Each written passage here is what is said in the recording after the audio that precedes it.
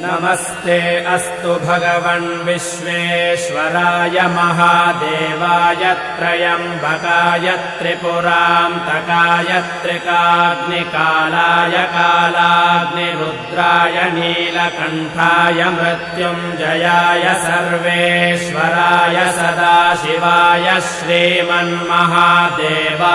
नमः।